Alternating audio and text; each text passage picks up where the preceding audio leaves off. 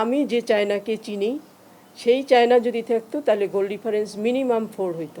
আকাশ আর পাতাল তফাৎ। পুরো 90 মিনিট সমান্তরে খেলা এই জায়গাটাই ছিল বাংলাদেশের সবচেয়ে বড় ইতিবাচক দিক। ফিটনেস, রিকভারি এবং ম্যাচ টেম্পো ধরে রাখার সক্ষমতা চোখে পড়ার মতো।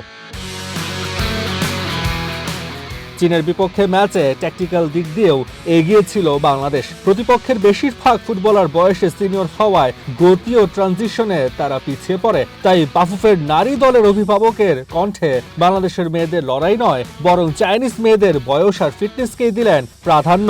নইলে বাংলাদেশের বিপক্ষে চীনের ব্যবধানটা হতো দ্বিগুণ। 9 বারের চ্যাম্পিয়ন যে চীন, যে টিমটা ছিল চ্যাম্পিয়ন টিম, আমার মনে হয়েছে গতকালকে তারা সেই টিম ছিল না। তারা ছিল ওল্ডার এবং অফ ফর্মে। তারা দেখবেন যে তারা মাঝে মধ্যেই দাঁড়িয়ে গেছে। এর আগে এশিয়া কাপ ফাইনাল মুম্বাইতে হয়েছে। এফসির উইমেন্স কমিটির চেয়ারম্যান আমি নিজের হাতে সেই ট্রফি দিছি। আমি তখনকার চায়নাকে চিনি, এখনকার চায়নাকেও চিনি।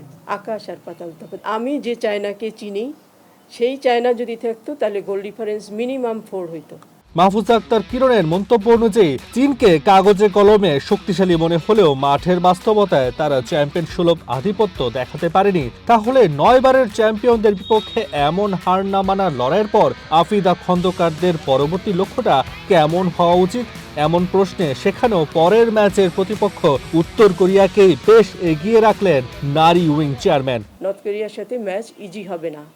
চায়নার সাথে যতটা ম্যাচ ইজি হয়েছে, নর্থ কোরিয়া ঠিক তার উল্টাটাই হবে। তার চেয়ে অনেক বেশি কঠিন ম্যাচ হবে নর্থ কোরিয়ার সাথে। আমিও আশাবাদী যে উজবেকের সাথে ভালো হবে, কিন্তু খুব ভালো হবে না। এখন যেহেতু মিলি আমাদের গোলকিপার আছে, কিছুটা কাভার হবে, যেহেতু মিলির একটু হাইট আছে ভালো। নর্থ কোরিয়া উজবেকের সাথে যেটা প্রবলেম হবে, ওরা যখন হেড করবে ওইটা আমাদের জন্য কঠিন হয়ে যাবে। যদি রূপ না থাকে তাহলে তো খুবই কঠিন হবে। চীনের ম্যাচ আত্মবিশ্বাস দিয়েছে, উত্তর কোরিয়ার ম্যাচ বলে দেবে এই দলটা কতটা প্রস্তুত বিশ্বকাপ কিংবা অলিম্পিকের মতো বড় মঞ্চের জন্য। Taswar Nafi, one sports, Dhaka.